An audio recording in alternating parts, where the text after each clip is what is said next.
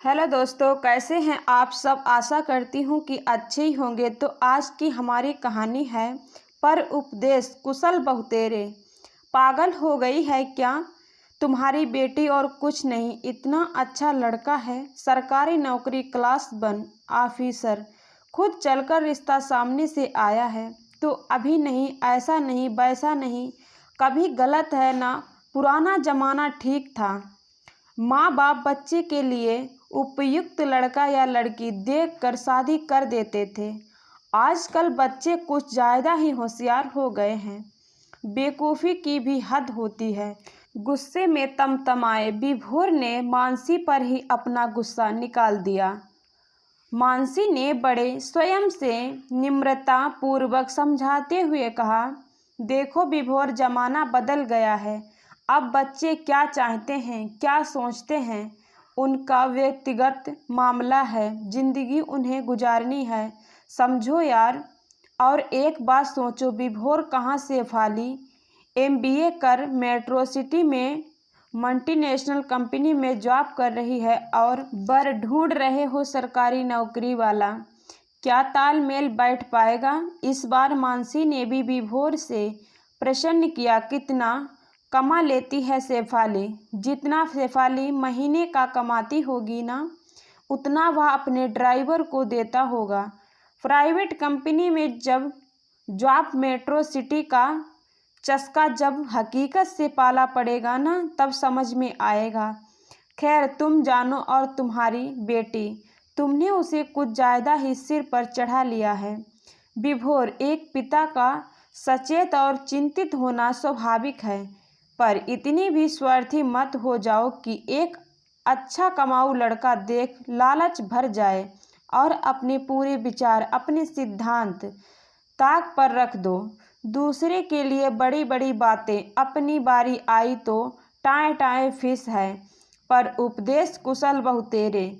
दूसरों को उपदेश देना बहुत आसान होता है, जब अपनी बारी आती है ना, तब यथार्थता का पता चलता है। मानसी ने विभोर को आईना दिखाने की कोशिश की। खैर, विभोर की भी गलती नहीं थी। एक साधारण मध्य वर्गीय परिवार, और चाहेगा भी क्या? जो संघर्ष ने झेला है, वह नहीं चाहता उसके बच्चे को भी उन्हीं कठिनाइयों का सामना करना पड़े। आईना एक नज़र शेफाली पर डालिए। साधारण मध्य वर्गीय परिवार की लड़की, जिसने बचपन से ही समझौता को दोस्त के रूप में पाया, हर चीज़ में समझौता समझौता और सिर्फ समझौता। अपने मम्मी पापा के संघर्ष को काफ़ी नज़दीकी से देखती हुई बड़ी हुई थी। स्पष्ट बोलने वाली, दृढ़ संकल्प, निडर शेफाली सबसे ज़्यादा अपने पापा विभोर के नज़दीक थी। बचपन से उसकी इच्छा मेट्रो सिटी, मल्टीनेशनल कंपनी वगैरह वगैरह बस चल पड़ी थी अपनी रास्ते पर। हालांकि छोटे शहर से जाकर मेट्रो सिटी में अपनी जगह बनाना भी कोई आसान काम नहीं था।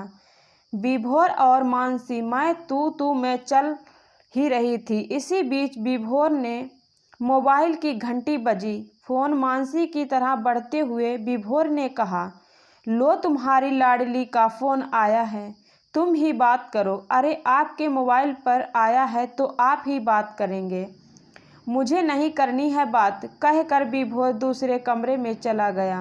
पर कहते हैं ना, घर में चारों ओर के संतुलन की जिम्मेदारी माताओं के ऊपर होती है।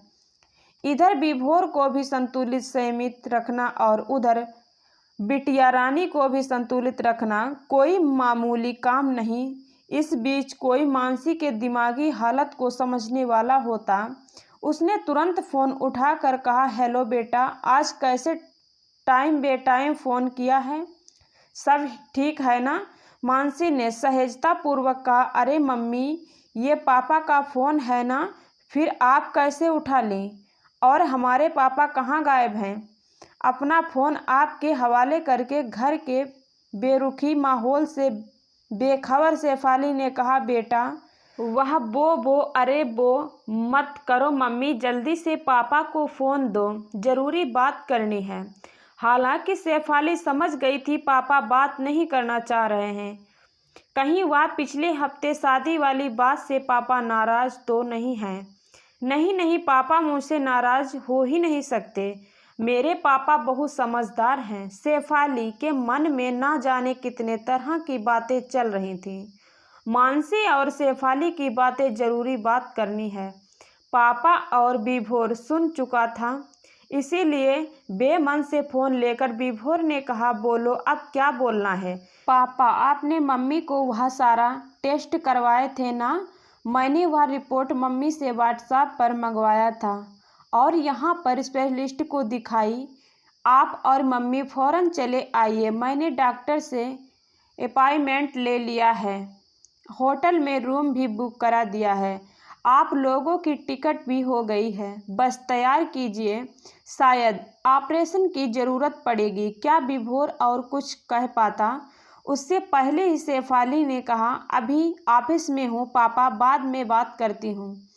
ऐसा कहकर फ़ोन रख दी। विभोर परेशान हो गया, उसके समझ में कुछ नहीं आ रहा था। मानसी ने विभोर को धीरज बंधाते हुए कहा, अरे मुझे कुछ नहीं होगा विभोर, चिंता मत करिए।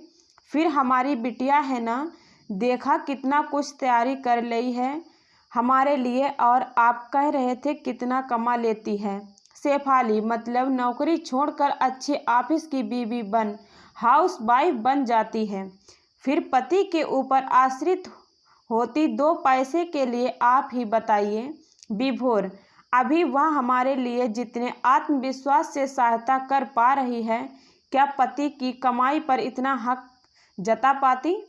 वह संकोच में शायद चाह कर भी कुछ नहीं कर पाती जब तक उसके पति देव नहीं चाहते। और यह सिर्फ हमारे लिए ही नहीं, उसके खुद के लिए, उसके सास ससुर के लिए, पति के लिए, सबके लिए एक सपोर्ट है। विभोर, तुम ठीक कह रही हो मानसी, पर मुझे एहसास दिलाने के लिए भगवान इतनी बड़ी परीक्षा लेने में कहा ना मुझे कुछ नहीं होगा। विभोर, भगवान कुछ अच्छा चाहते हैं तभी ऐसा कुछ करते हैं।